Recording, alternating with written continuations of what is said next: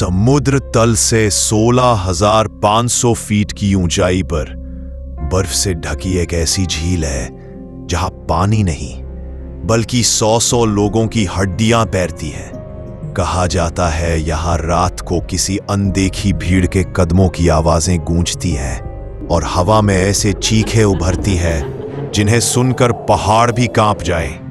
ये है रूपकुंड, वो झील जिसने सदियों से 2 सवाल दबाकर रखे हैं। ये कंकाल किसके हैं और ये सब एक ही जगह एक ही वक्त में कैसे मरे? आज हम उन रहस्यों को छूने जा रहे हैं जिन्हें सुनकर आप रात को अकेले सो नहीं पाएंगे। हिमालय की गोद में छिपा एक ऐसा रास्ता जहां इंसान का हर कदम मौत से मुकाबला करता है। हवा इतनी पतली कि सांस लेना भी एक जंग बन जाता है और इसी रास्ते पर मिलती है वो झील जो दुनिया भर के वैज्ञानिकों, इतिहासकारों और यात्रियों को चुनौती देती रही है। जितना ऊपर जाओ उतनी ठंड बढ़ती जाती है और फिर अचानक सारी दुनिया शांत हो जाती है, सिर्फ बर्फ की चुभन और मौत की गंध। साल 1942 ब्रिटिश भारतीय सेना का एक दल गश्त करते हुए अचानक रुक गया। सामने बर्फ में आधी धसी हुई मानवीय खोपड़ी, एक नहीं, 2 नहीं, सैकड़ों। पहाड़ के दिल में छुपा एक सामूहिक कब्रिस्तान। कौन थे ये लोग? युद्ध, महामारी, सदियों पुरानी कोई सजा? रूपकुंड की कहानियां उतनी ही पुरानी है जितना यह पहाड़। पहली मान्यता कहती है राजा जसदवल और रानी बलपा एक भव्य यात्रा पर निकले।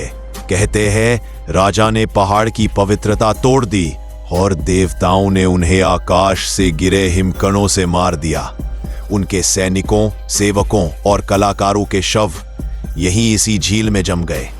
कुछ कहते हैं यह झील हिमालय देवी की आंख है। जो भी इसके पास गलत नियत से आया वापस नहीं लौटा।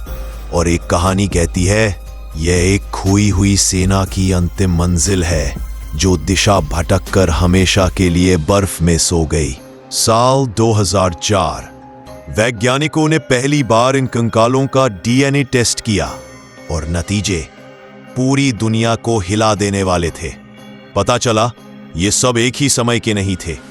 इनमें से कुछ 1200 साल पुराने और कुछ सिर्फ 200 साल पुराने। मतलब लोग अलग अलग सदियों में यहां मरते गए, पर क्यों? यही सबसे बड़ा रहस्य है। हर कंकाल की खोपड़ी में अजीब गोल गहरे घाव, जैसे ऊपर से फेंके गए किसी भारी बर्फीले गोले से सिर फटा हो। बिजली गिरता पत्थर नहीं, घाव गोल थे, मानो आकाश से बर्फ की गेंदें बरसी हो, पर ऐसी गेंदें जिनका वजन एक पत्थर जितना था। 1400 साल पहले क्या वास्तव में ऐसा ओलावृष्टि हुआ था जिसने सैकड़ों लोगों को मार दिया? एक और चौंकाने वाली बात सामने आई। कुछ कंकाल भारतीय नहीं थे बल्कि भूमध्य सागरीय यानी ग्रीस, तुर्की क्षेत्र के। क्यों? इतने लोग इतने पुराने समय में भारत के अंदर इतने ऊंचे पहाड़ पर क्यों आए? क्या ये कोई व्यापारिक दल था, यात्रियों का समूह या कोई खोई हुई सभ्यता का हिस्सा? रात को यहाँ की हवा बदल जाती है। कहते हैं आप कदमों की आवाज सुन सकते हैं। कभी कभी झील खुद बोलती है। बर्फ की हल्की दरारों से आवाजें निकलती है जैसे कोई अंदर फंसा हो। कई ट्रेकर्स ने दावा किया है कि उन्होंने अंधेरे में चलती परछाइयां देखी, पर वहां कोई नहीं था। सच्चाई आज भी स्पष्ट नहीं। इतिहास कहता है यह एक तीर्थ यात्रा का अंत है। कहानियां कहती हैं यह देवताओं का प्रकोप है।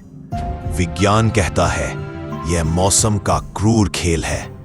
पर तीनों में से पूरी सच्चाई किसी के पास नहीं, क्योंकि जो लोग यहां मरे उनकी आखिरी चीखें सिर्फ यह झील जानती है। रूपकुंड हमें यह सिखाता है कि हिमालय सिर्फ पहाड़ नहीं, रहस्यों का साम्राज्य है। और कुछ रहस्य हमेशा रहस्य ही रहने के लिए पैदा होते हैं।